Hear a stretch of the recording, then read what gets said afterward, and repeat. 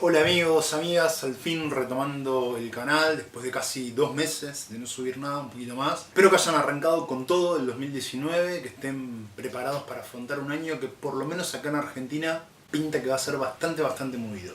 Tenía pensado subir este video en noviembre, diciembre, de hecho varios me preguntaron qué pasó, que no lo subí, porque lo había anunciado. La realidad es que noviembre y diciembre fueron meses súper caóticos, con exámenes, una mudanza. Así que recién me pude sentar a trabajar en el canal la semana pasada y esta semana. De todas formas, el tema del video sigue teniendo vigencia porque de una de las cosas de las que más se habló en estas 2 primeras semanas de 2019 fue de la asunción en Brasil de Jair Bolsonaro.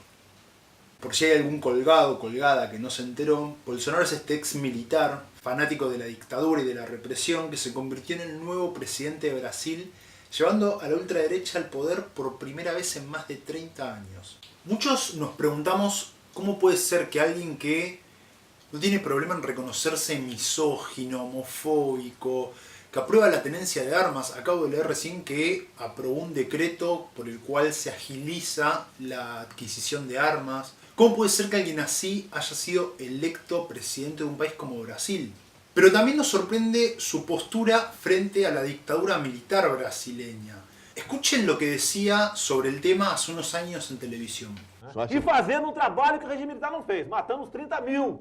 Não deixar para fora não, matando. Se vai morrer alguns inocentes, tudo bem.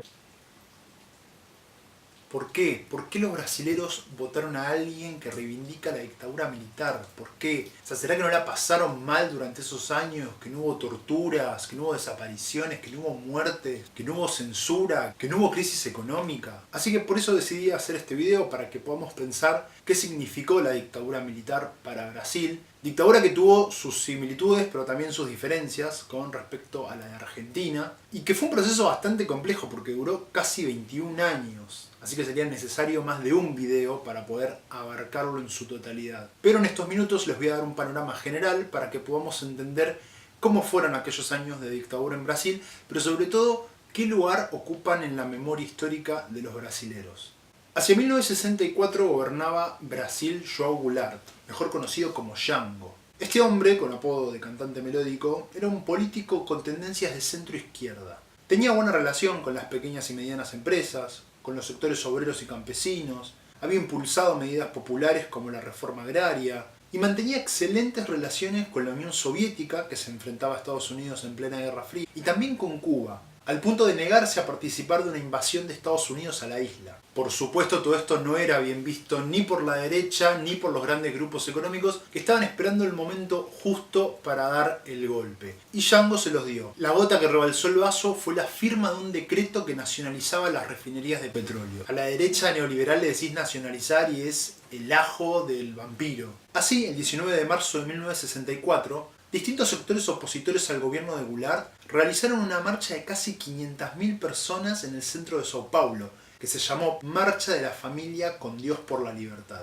El principal motivo era el miedo que tenían las clases medias y altas al avance del comunismo. Obviamente João Goulart estaba lejos de ser comunista, de hecho pertenecía a una familia de latifundistas del sur de Brasil. Pero vieron que cualquier medida que implique ampliación de derechos a las minorías, comunismo. Lo cierto es que el ambiente se iba tensando cada vez más, hasta que el 31 de marzo de 1964 se consumó el golpe de Estado. Las Fuerzas Armadas, apoyadas por los grupos económicos, parte de la oposición política, la prensa y el gobierno de Estados Unidos derrocaron a João Goulart, quien se exilió en Uruguay. A los pocos días asumió la presidencia del país el mariscal Humberto Castelo Branco, el primero de los 5 militares que gobernaron Brasil durante la dictadura. Y ya en su discurso de asunción habló de los maleficios de la extrema izquierda. Caminharemos para frente com a segurança de que o remédio para os malefícios da extrema esquerda não será o nascimento de uma direita reacionária. El gobierno militar cerró asociaciones civiles, prohibió las huelgas, intervino sindicatos e inmediatamente empezó a gobernar mediante decretos que se llamaron actos institucionales. El primero, el acto institucional número 1, anuló por completo los derechos políticos de los opositores, incluidos el propio João Goulart y Juscelino Kubitschek, expresidente y fundador de Brasilia. Suspendió la constitución por 6 meses y decretó que a partir de ese momento los presidentes y los gobernadores ya no serían elegidos directamente por el voto del pueblo, sino por elecciones indirectas. Es decir, que para legitimar la dictadura, los militares siguieron convocando elecciones, pero solamente a cargos legislativos, y en la que podían participar solo 2 partidos, la Alianza Renovadora Nacional, ARENA, el partido oficialista, y el Movimiento Democrático Brasileño, MDB, una suerte de partido opositor. Castelo Branco consideraba que la intervención militar tenía que ser apenas transitoria, pero había otra facción de las Fuerzas Armadas que no estaba tan de acuerdo en ejercer ese papel moderador, sino en aplicar una línea más dura de represión, en especial contra los grupos guerrilleros de izquierda, a quienes ellos consideraban terroristas. Así que después de algunos meses le dieron a Castelo Branco las gracias por los servicios prestados y asumió en su lugar otro mariscal, el mariscal Arthur da Costa e Silva, quien se murió después de un par de años en el poder y fue reemplazado por Emílio Arrastazú Médici. Entre 1967 y 1974, con los gobiernos de Costa e Silva y Médici, el Estado brasileño mostró su costado más represivo, en especial contra los grupos guerrilleros que habían ido incrementando su accionar. Costa e Silva lanzó el polémico Acto Institucional número 5, que marcó un antes y un después en la política represiva de la dictadura. Entre otras cosas, decretaba que la policía y el ejército ya no necesitaban de una orden judicial para detener a cualquier persona. Además, anulaba el pedido de habeas corpus, lo cual extinguía completamente el Estado de Derecho en Brasil. Aumentaron los secuestros, las torturas, los asesinatos y las desapariciones. En los centros de detención, a las picanas y los submarinos se sumó un exclusivo método de tortura conocido como el palo de arara, que consistía en colgar a la víctima maniatada a una vara horizontal con las piernas y manos dobladas para que pueda ser torturada y golpeada de forma indiscriminada. Uno de los más conocidos centros de detención fue la llamada Casa de la Muerte en Petrópolis. Allí, los niveles de crueldad de los represores llegaron al punto de utilizar yacarés y víboras durante las sesiones de tortura. Brasil fue el primer país en implementar la doctrina de seguridad nacional. Esto significaba que las Fuerzas Armadas ya no se iban a ocupar exclusivamente de las fronteras físicas, sino que también se iban a ocupar de lo que llamaban fronteras ideológicas. Es decir, que el enemigo a aniquilar estaba adentro del territorio. Siguiendo esta doctrina, miles de militares de toda América Latina fueron adiestrados en la Escuela de las Américas, una institución de entrenamiento militar que Estados Unidos tenía en Panamá. Ahí aprendieron distintas tácticas que incluían métodos de tortura y ejecución sumaria, guerra psicológica e inteligencia militar. Para 1976, Argentina, Brasil, Chile, Uruguay, Paraguay, Bolivia, Perú y Ecuador se encontraban bajo dictaduras militares que contaron con la asistencia y financiación directa de Estados Unidos. Estos gobiernos actuaron de manera coordinada dentro de lo que se conoció como Plan Cóndor, ideado e impulsado desde la Casa Blanca por los presidentes Richard Nixon y Gerald Ford, y su secretario de Estado, Henry Kissinger, considerado el ideólogo principal. Hacia 1974 Brasil atravesaba una muy dura crisis económica, producto de la caída del precio del petróleo del año anterior, y la dictadura poco a poco empezaba a perder el apoyo de los empresarios y de los grupos de poder.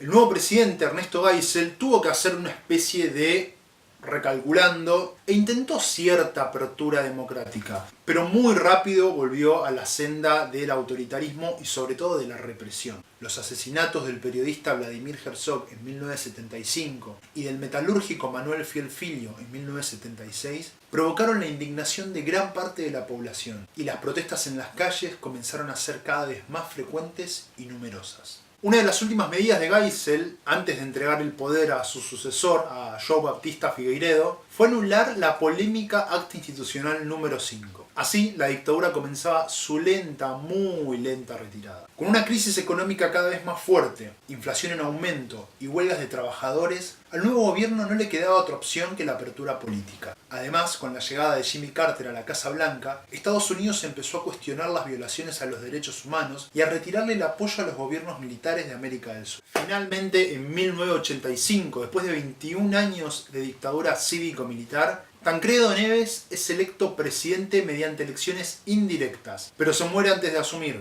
Lo reemplaza su vice, José Sarney, que era un férreo defensor de la continuidad del régimen militar.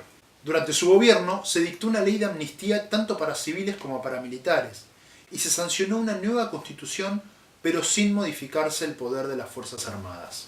Las elecciones directas fueron recién en 1989, con la elección de Fernando Collor de Mello. Durante los años que siguieron, incluso hasta el día de hoy, la dictadura fue ensalzada por varios sectores que insistían en recordar el periodo como un momento de gran crecimiento económico, conocido como el milagro brasileño. Es cierto que la economía de Brasil creció a tasas nunca antes vistas, casi un 10% anual, en especial durante el periodo de 1969 a 1974. Y también es cierto que los militares llevaron a cabo un extenso plan de obras de infraestructura, especialmente en represas hidroeléctricas y en autovías. Pero ese crecimiento fue a costa de un gran endeudamiento del sector público y del aumento de la desigualdad social. De hecho, el régimen militar dejó en Brasil una herencia muy pesada para la economía, con algunos problemas que siguen vigentes al día de hoy. También es muy común leer o escuchar decir que durante la dictadura militar en Brasil no hubo corrupción. La realidad es que los mecanismos que se supone que debían vigilar que no haya corrupción, o estaban silenciados o directamente no existían. La prensa estaba censurada, no había prácticamente oposición política y el parlamento era absolutamente funcional a los militares. Pero mucho peor, porque ningún gobierno democrático se preocupó por investigar a fondo qué fue lo que ocurrió en esos años. Sin dudas por el fuerte peso que siguen teniendo las Fuerzas Armadas en Brasil. Recién en 2011, durante el gobierno de Dilma Rousseff, se estableció una comisión de la verdad, que investigó las violaciones a los derechos humanos ocurridas durante la dictadura. Reconoció como los principales responsables a los 5 presidentes del régimen, pero no impulsó ningún juicio contra los genocidas y represores que al día de hoy, los que están vivos, siguen en libertad. Es decir que en Brasil, contrariamente a lo que pasó en Argentina, no hubo, ni hay, ni creo que haya, una conciencia histórica creada al respecto. No hay un compromiso de memoria, verdad y justicia como lo hay en nuestro país. Y eso sin dudas hace que gran parte de la población o tenga cierta idealización con respecto a ese periodo o un total desconocimiento, y todo eso es utilizado políticamente por los mismos grupos que gobernaron en aquellos años para hacerse nuevamente del poder. Y para eso sirve la historia, para poder comprender el presente a través del pasado y no cometer los mismos errores en el futuro. Bien, hasta acá el video sobre dictadura militar en Brasil. Como les dije, es un resumen, seguramente quedaron muchos datos y mucha información afuera. Espero que les sirva, que les haya gustado y cualquier comentario o pregunta me lo pueden dejar abajo. Seguirme en mis redes sociales y no se olviden de suscribirse al canal para recibir notificaciones cada vez que suba un nuevo video, que les aseguro que esta vez no van a pasar 2 meses. Nos vemos la próxima.